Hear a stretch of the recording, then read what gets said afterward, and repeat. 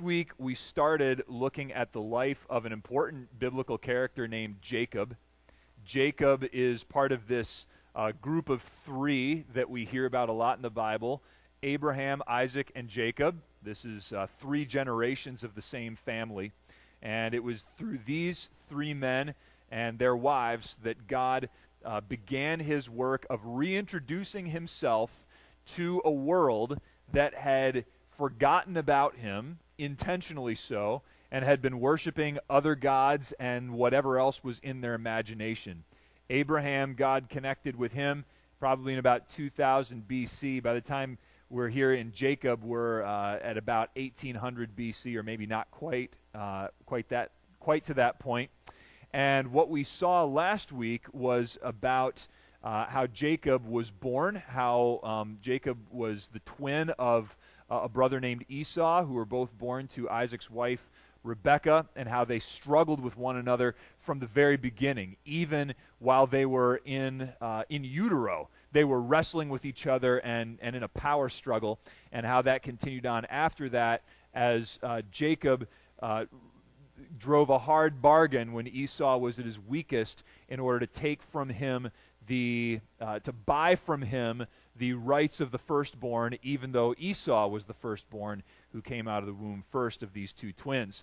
I talked about how, as we're going to look through the life of Jacob here over the course of these next couple of months, we're looking at a person who is learning to mature and grow beyond his family, but also in his family. It's the story of somebody who was conditioned by his family to, as we all are conditioned by the families we grow up in, to see things a certain way, to live life a certain way, to think that this is the way we make decisions, or this is the way we cope with life, but then often finding out that that's not enough, that that's not going to cut it, that some of these lessons that we've learned without even knowing that we've been learning them can actually be destructive to ourselves or to other people. The story of Jacob is the story of a man who is growing beyond what it was that he learned, growing beyond what he's used to,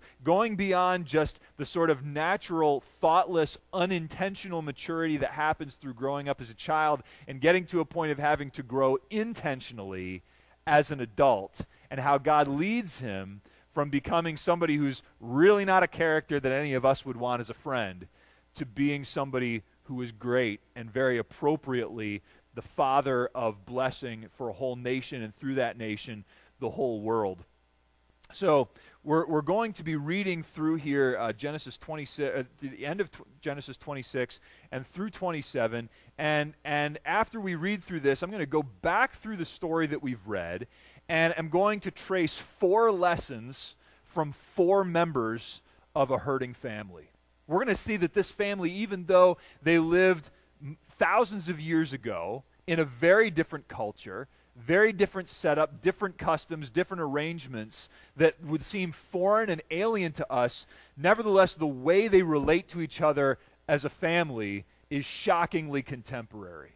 It's shockingly pertinent. We can look in this family to see things that often look very familiar. This is more of fleshing out Jacob's starting point as we see how he grows. But what we're going to look at today is 4 lessons from 4 members of a hurting family: the father, Isaac; the mother, Rebekah; and the 2 sons, Esau and Jacob. And there's a lesson we can learn from each one of them as to how we ourselves can grow, and how we can find our own weaknesses and submit them to God and receive his healing that he offers us through his Son, Jesus Christ.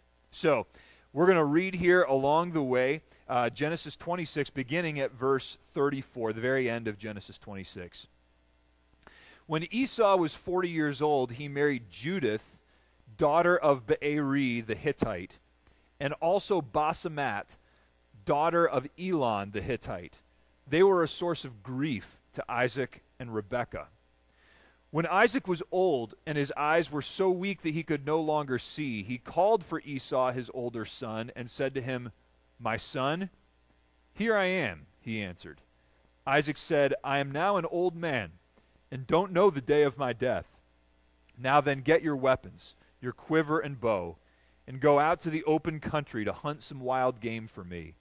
Prepare me the kind of tasty food I like, and bring it to me to eat, so that I may give you my blessing before I die."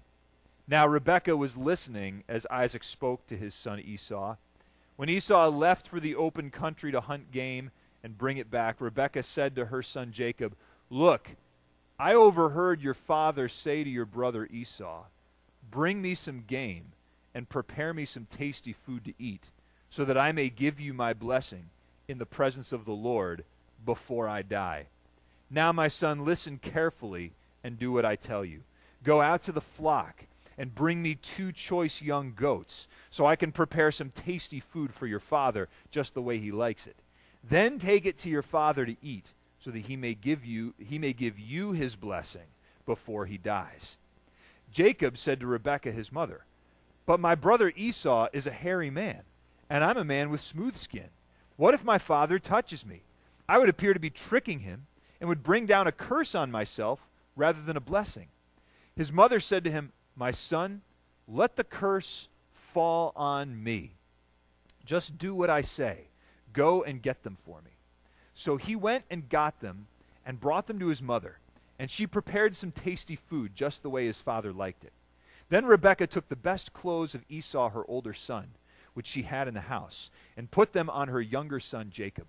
She also covered his hands and the smooth part of his neck with the goat skins. Then she handed to her son Jacob the tasty food and the bread she had made. He went to his father and said, "My father?" "Yes, my son," he answered. "Who is it?" Jacob said to his father, "I am Esau, your firstborn. I have done as you told me. Please sit up and eat some of my game, so that you may give me your blessing." Isaac asked his son, "How did you find it so quickly, my son?" "The Lord your God gave me success," he replied. Then Isaac said to Jacob, "Come near so I can touch you, my son, to know whether you really are my son Esau or not." Jacob went close to his father Isaac, who touched him and said, "The voice is the voice of Jacob, but the hands are the hands of Esau." He did not recognize him, for his hands were hairy like those of his brother Esau. So he blessed him. "Are you really my son Esau?" he asked. "I am," he replied. Then he said, "My son, bring me some of your game to eat, so that I may give you my blessing." Jacob brought it to him, and he ate. And he brought some wine, and he drank. Then his father Isaac said to him, "Come here, my son, and kiss me." So he went to him and kissed him. When Isaac caught the smell of his clothes, he blessed him and said, "Ah, the smell of my son is like the smell of a field that the Lord has blessed. May God give you of heaven's dew and of earth's richness, in abundance of grain and new wine. May nations serve you, and peoples bow down to you. Be Lord over your brothers, and may the sons of your mother bow down to you. May those who curse you be cursed, and those who bless you be blessed." After Isaac finished blessing him, and Jacob had scarcely left his father's presence, his brother Esau came in from hunting. He too prepared some tasty food and brought it to his father. Then he said to him, "My father, sit up and eat some of my game, so that you may give me your blessing." His father Isaac asked him, "Who are you?" "I am your son," he answered, "your firstborn, Esau." Isaac trembled violently and said, "Who was it then that hunted game and brought it to me? I ate it just before you came, and I blessed him. And indeed he will be blessed." When Esau heard his father's words, he burst out with a loud and bitter cry and said to his father, "Bless me, me too, my father." But he said, "Your brother came deceitfully and took your blessing." Esau said, "Isn't he rightly named Jacob? He has deceived me these 2 times. He took my birthright, and now he's taken my blessing." Then he asked, "Haven't you reserved any blessing for me?" Isaac answered Esau, "I have made him lord over you and made all his relatives his servants, and I have sustained him with grain and new wine. So what can I possibly do for you, my son?" Esau said to his father, Do you have only one blessing, my father? Bless me too, my father. Then Esau wept aloud. His father Isaac answered him, your dwelling will be away from the earth's richness, away from the dew of heaven above. You will live by the sword, and you will serve your brother, but when you grow restless, you will throw his yoke from off your neck. Esau held a grudge against Jacob because of the blessing his father had given him. He said to himself, the days of mourning for my father are near. Then I will kill my brother Jacob. Before going to the 4 lessons that I told you about, one that's associated with each of the 4 members of this family, I want to give a little bit of a description that makes some sense of some of what they're fighting over here that would not be obvious to us today. And that's this whole blessing thing. They seem to be really into it, don't they? I mean, like they're pretty fixated on this blessing and who gets the blessing and what does that mean and how that's dealt with.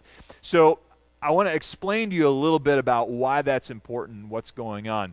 First of all, as I said before, last week we saw that Jacob had bought from Esau's birthright. The birthright was a privilege that was given to the firstborn involving inheritance. So that in inheritance proceedings, the firstborn would customarily receive probably in some cases double of the estate that everybody else received.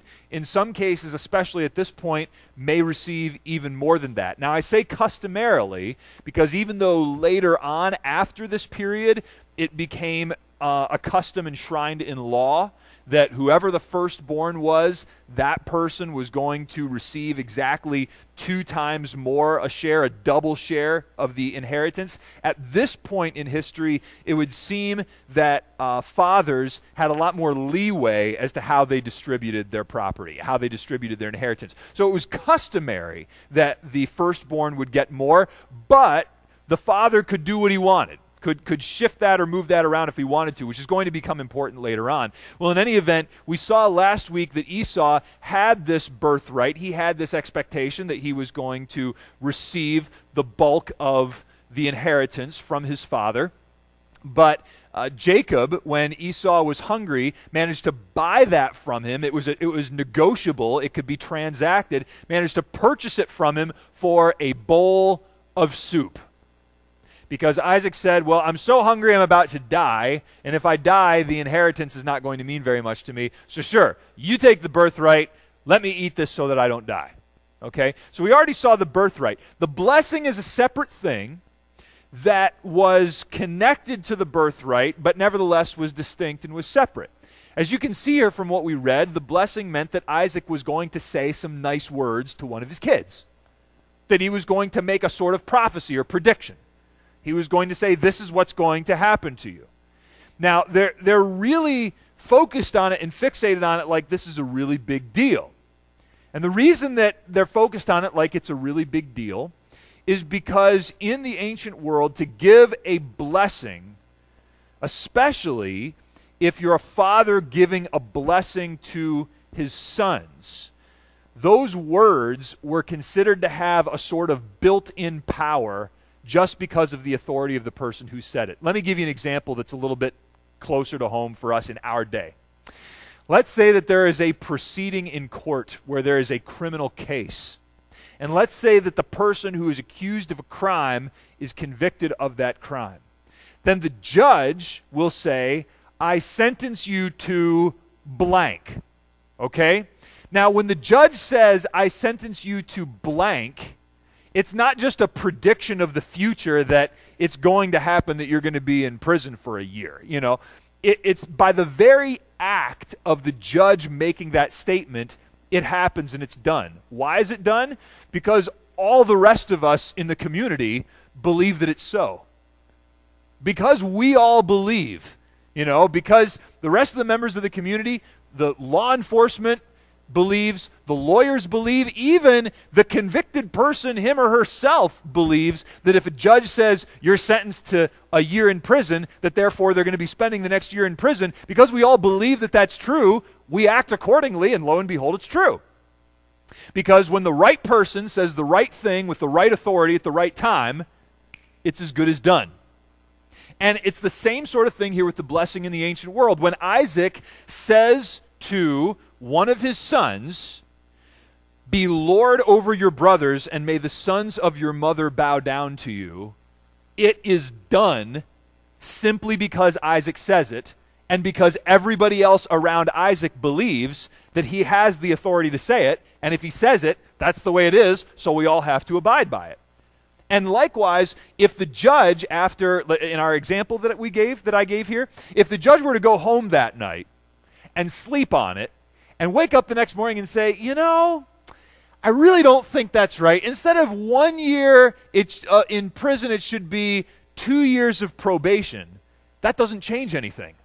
It's not just based on the judge, whatever the judge happens to think. The judge can't change their mind. When it's said at the right moment, in the right time, in the right procedure, that's now done. And in the same way with Isaac, when he gives a blessing, when he says, "This is what it is," there's no undoing that. It's just real in the thoughts, in the minds of all of the people around, in that society, in that group of people. The thing that's a little weird about the blessing, though, that's a little harder for us to tap into, is that Isaac isn't just calling all of the other people around and all the people in his family and all the people in his household to believe that this is true. He's actually expecting God to participate in this. He's actually expecting the earth itself to participate in this.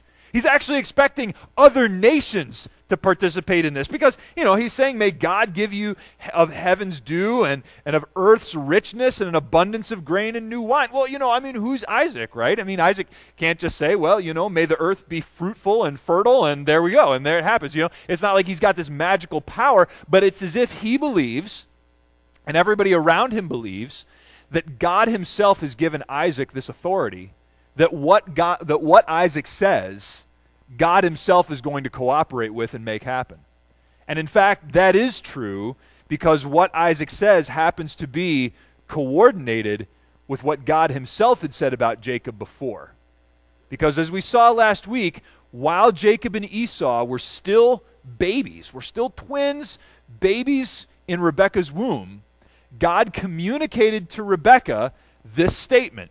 He said, "Two nations are in your womb, and two peoples from within you will be separated. One people will be stronger than the other, and the older will serve the younger."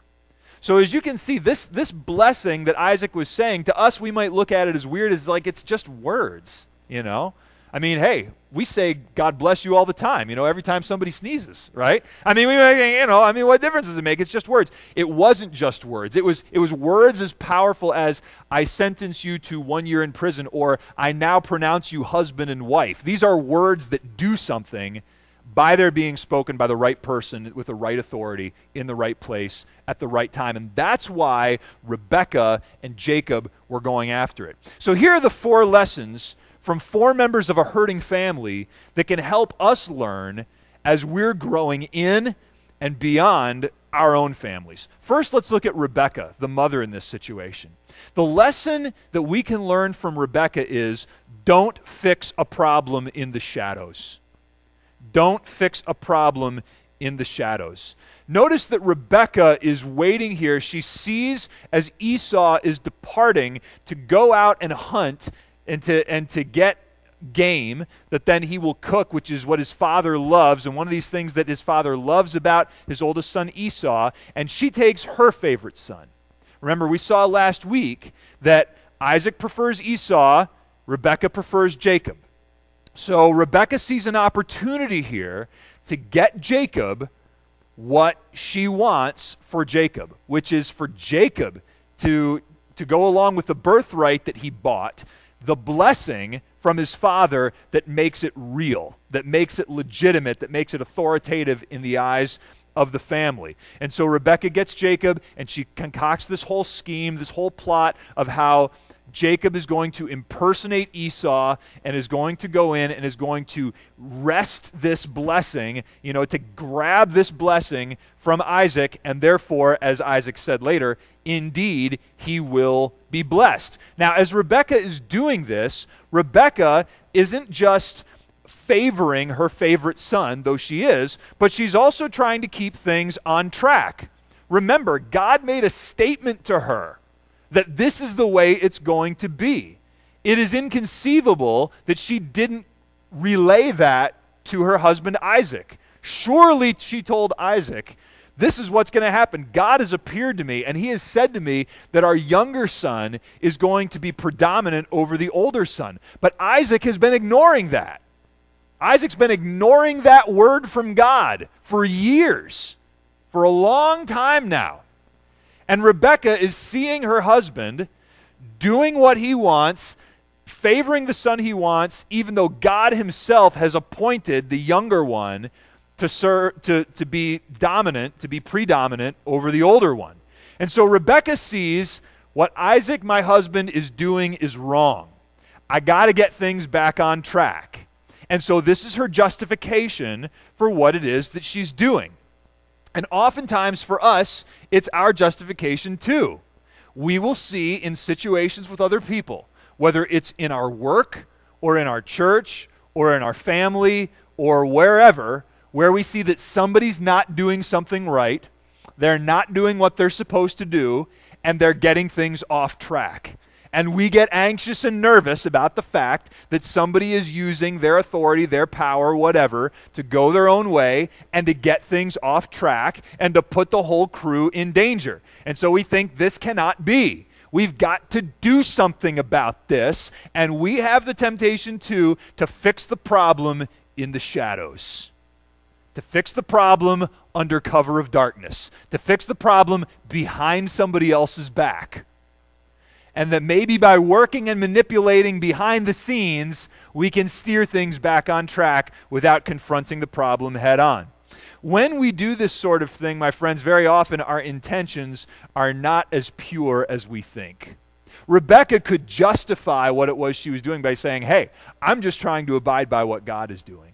And it's very easy to do that. I can look back on my life and see situations where at the time I was confident that my intentions were totally 100% pure. And then with a bit more time, a bit more years, a bit more experience, a bit more wisdom, I can look back and see, well, maybe my intentions were not quite as pure as I thought they were. I did have good intentions, but maybe I had mixed motives. Maybe in addition to my intentions that things would go the right way and do good to the most people, I also had a desire for power or some self-interest of how this was going to help me out. It's very easy for us to lie to ourselves and to cover up to ourselves the reality of our mixed motives. The other problem with fixing a problem in the shadows is that actions have at least as big an impact on people's welfare as intentions. Yes, it's all well and good. It's all right to have good intentions. Good intentions are critical. It's way better to have good intentions than bad ones. And there are certainly times that we try to do the right thing and we blow it. And people do forgive us, and we are forgivable because our intentions were good. But you know what? Good intentions and bad execution still hurts people. And have you ever experienced that? Have you ever been on the receiving end of that? Where somebody had good intentions, but their execution was really, really bad and you got hurt? Where somebody saw a problem that they were trying to fix, but the way they went about fixing it betrayed you, or manipulated you, or lied to you? It hurts. It's bad. And that happens when we try to do the same thing. Fixing a problem behind someone's back doesn't fix the problem. If a person connected to the problem isn't supposed to know what you're saying and doing, then you probably shouldn't say and do it. If the way that you're fixing the problem requires secrecy, there's probably something wrong with it. There's probably you need to check it. You need to review it. You need to see it. I mean, with Rebekah, in the end, is Rebekah really going to be happy with the solution? Now, by the end of the story of Jacob, was she happy with it? Probably. But when it gets to the point here where Esau holds a grudge against Jacob and says, the days of mourning for my father are near, and then I will kill my brother Jacob. Do you think she thought, yeah, this was worth it? This is the cost of doing business. It was totally worth getting Jacob the blessing so that my one son wants to murder the other son, literally murder him. No. When we try to fix a problem in the shadows, it creates more problems than it solves. The cure is worse than the disease. So what do? Seek another option. Seek another option. Very often we fix a problem in the shadows because we think it's the only way to do it. We think either I fix it in a sneaky way behind somebody's back, or the problem's not going to get fixed at all. Very often we are trapped in a tunnel vision that we can't see all the possibilities that are out there. But if we talk with godly counselors, people who can listen to us and give us advice, very often they will show us that there's another way forward. It might be a scarier way forward. It might involve confronting it directly, which puts us at risk and can be a scary thing. But it's going to be better longer term. So the first lesson we learned from this family is don't fix a problem in the shadows.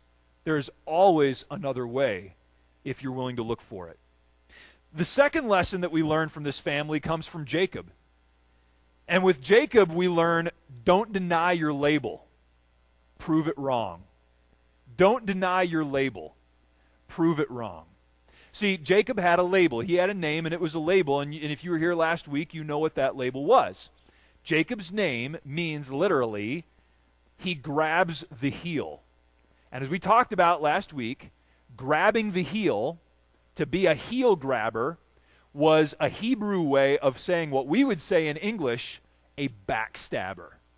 A heel grabber back then is a backstabber today, right? It's somebody who waits for your weakest, most vulnerable moment when they trust you and when their back is turned, and that's when you get them. Jacob was called this because he was literally holding on to his brother's heel when he came out of the womb.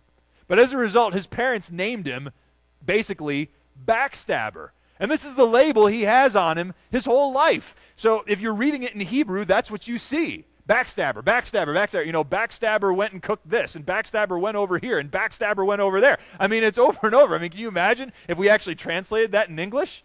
I mean, Genesis would read very differently that way. But that's his label. That's what's on him.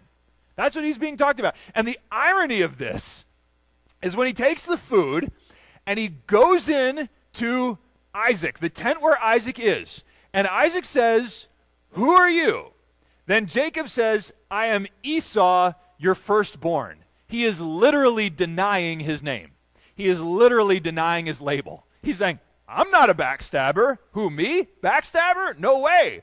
I'm Esau. And the irony is, in the very act of denying that he's a backstabber, he is doing the ultimate stabbing in the back. That's the thing. He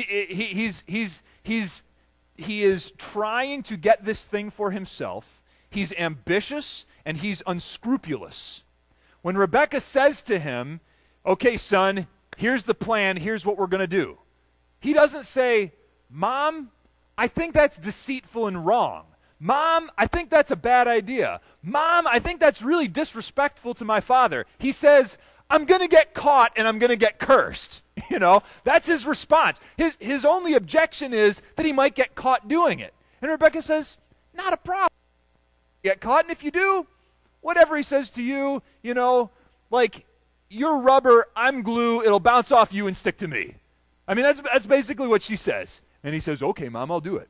Okay? It's not the last time that Jacob is going to take advice from a woman that he loves. We're going to see this later on. So the lesson for us is that all of us get labeled. And some of the labels that we get are good ones that we're happy to wear.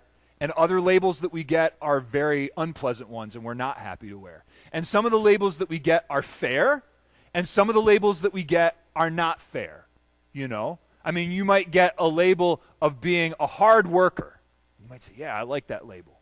Or you might get a label of being a jerk, and you don't like that label at all. You might get the label of being sweet, you know, which you like. But then you also might get the label of, as they say in some parts of the country, "bless her heart," right? Which is kind of like a southern way of saying, "what an embarrassing idiot this person is," okay? So, I mean, you know, like that, there's different labels that we get, and these things are clinging to us, and we might not want them. I mean, you find the occasional person out there who like gives themselves a nickname, but in general, we're labeled outside of ourselves. And some of these labels we don't like. We don't want to be known as that person. We don't want that reputation. We want to get rid of it. But let me tell you something. Denying it does not help. Just trying to argue, I'm not this, I'm not that, putting up your dukes, defending yourself, justifying yourself, it's not helping. And as a matter of fact, sometimes it can be like in Jacob's case, that in the very act of trying to defend yourself and say, no, I'm not what you call me, no, I'm not what you say I am, and a lot of those labels, the ones that stick the most, come from family members. It actually proves its own point. So instead of denying your label, prove it wrong. Prove it wrong. Jacob didn't have to say, I'm Esau, I'm not a backstabber. He could have just chosen, I'm not going to stab my brother in the back. And sometimes, if there's enough proving it wrong, that will change the label in other people's eyes. Maybe it won't, but it will change your label in your own eyes. See, Jacob is running from who he is right now. He's denying it, and he's running from who he is. He's not at peace in his own skin yet, and he's not going to be for another few chapters and about 15 years. But it's going to happen for him. We're going to see that as it goes on. It often requires a journey to have your label changed. Jacob wasn't strong enough to really change himself, but God was strong enough to do it. It takes a journey sometimes. It takes difficulty. It takes trial. It takes pain. And it takes obeying and yielding to God where he leads. But God can change your label. And more to the point, God can change the substance that brought that label on you. I'm not going to spill too many more of the beans here because I want to save stuff for later sermons. But I just want to give you that hope right now that God can give you a new name. Don't deny your label. Prove it wrong and seek the God who can change you from the inside out so that you do prove it wrong. The third lesson that we see is from Isaac the father. And the lesson that we see from Isaac is put your family's well-being above your preferences. Put your family's well-being above your preferences. And this is especially critical for the more power you have in your family. The more power you have in your family, the more important this lesson is.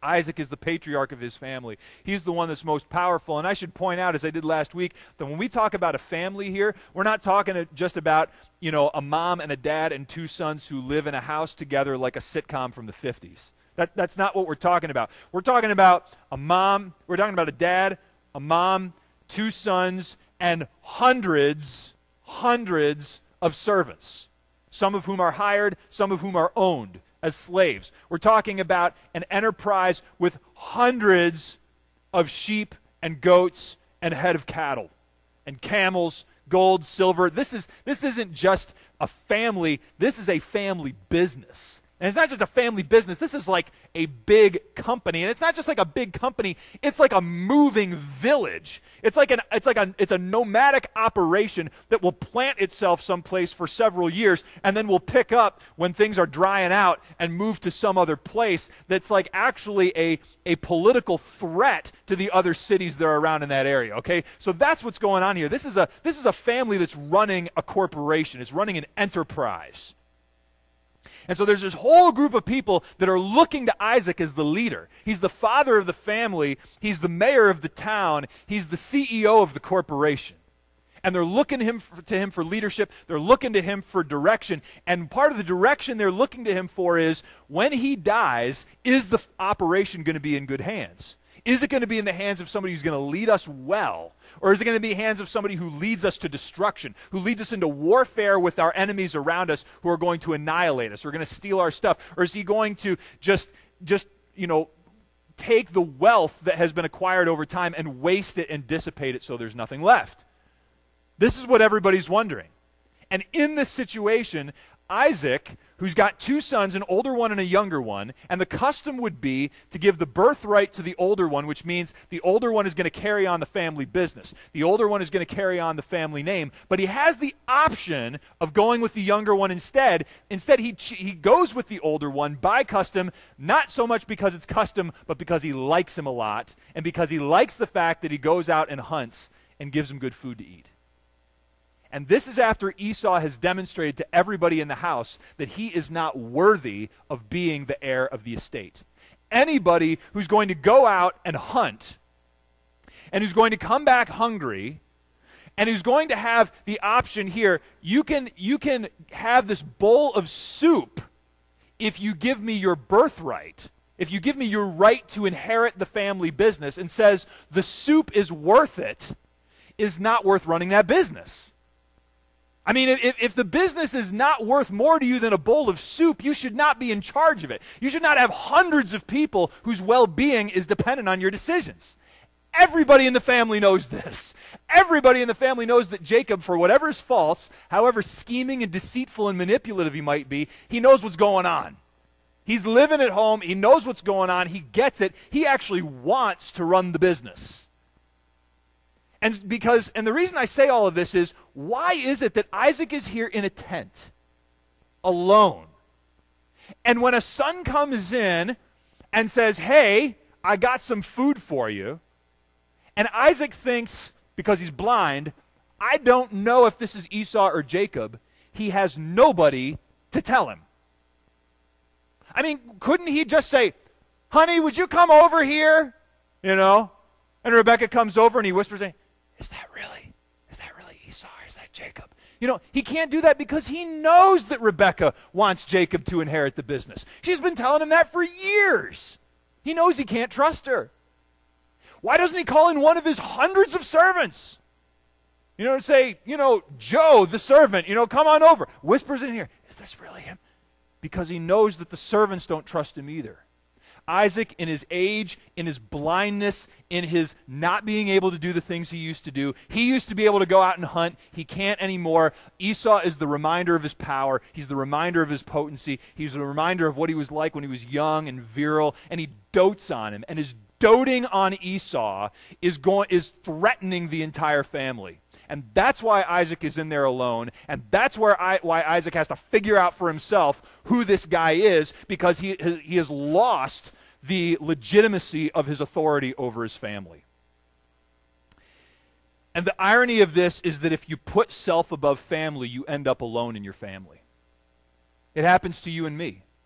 When we put self above family, our own preferences, our own whims, our own desires, when we believe that the family is there for us rather than us there for them, or a two-way street where both is true, where it's there for us and we're there for them, we end up alone.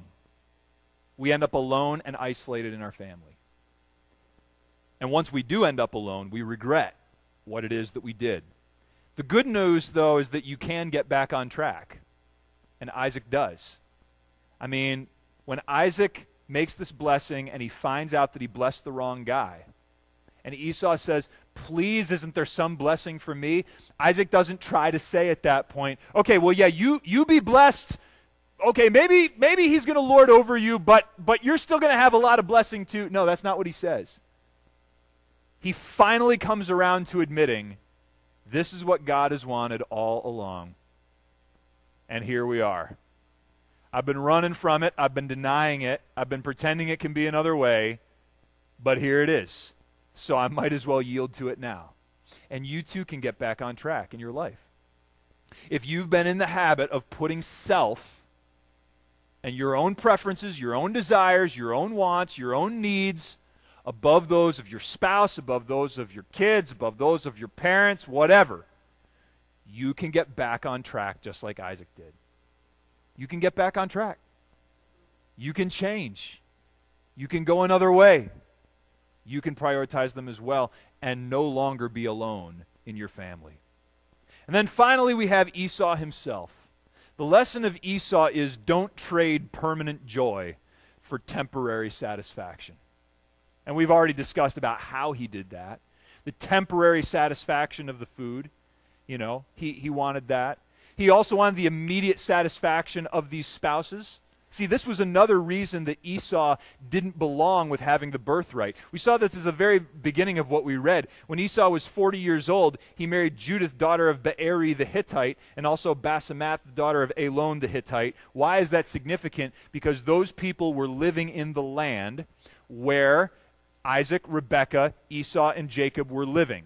That land was the land of Canaan. There were a lot of different people there that in our Old Testaments, in our English translation, all ends with "ite." There were various ites. There were Hittites and Canaanites and Amorites and Jebusites and all these different ites. There's a bunch of ites all living there in Canaan. I heard somebody say the termites, but I don't think that's correct. But there's all these ites that are living there in Canaan, and God had told Abraham, Isaac's father, you will inherit this land.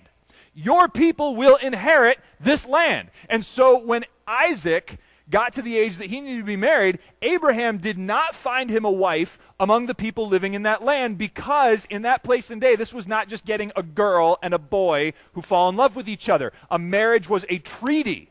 A marriage was a sign that my family and your family are simpatico. It means that we are getting along. It means that we care about each other and we're going to be allies with one another. So what Abraham did is he sent his servant to go back to where he came from, back to where Abraham came from, to find somebody of his own family, Rebekah, and to bring her down there to be Isaac's wife.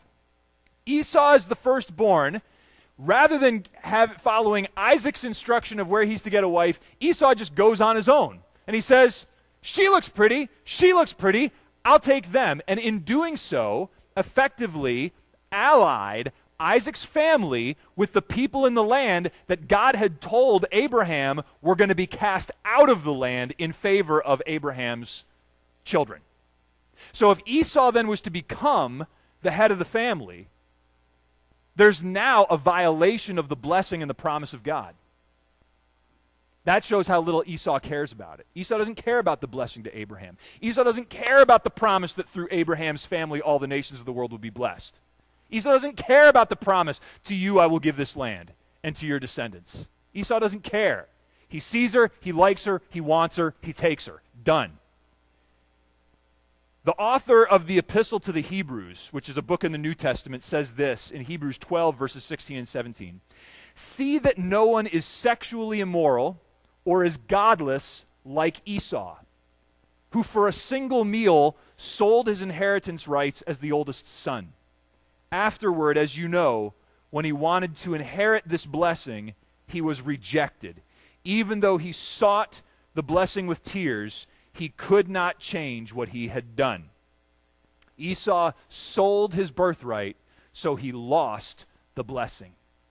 Immediate gratification was more important to Esau than his birthright, so he lost the blessing. The thing is, people, we are offered a blessing by God.